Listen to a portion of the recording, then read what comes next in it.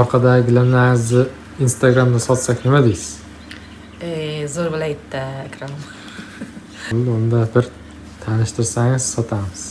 Bo'ldi. Qaysidan boshlash kerak? Eng kichkinalardan boshlang qani. Hali ketdik. Qattiq gapiravering. Mikrofonimiz bor.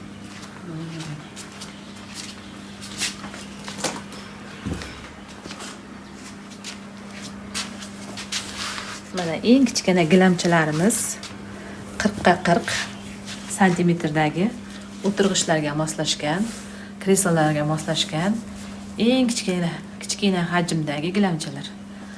Ular 100% tabiiy, bo'yoqsiz, o'zining rangida, asosi paxtadan. Nusxalarni bu archa nusxa. Qadimda momalarimiz mana shunday archa nusxalardan katta gilamlar to'qishgan. Boshqachalari ham bormi? Boshqachalari ham bor. Endi undan katta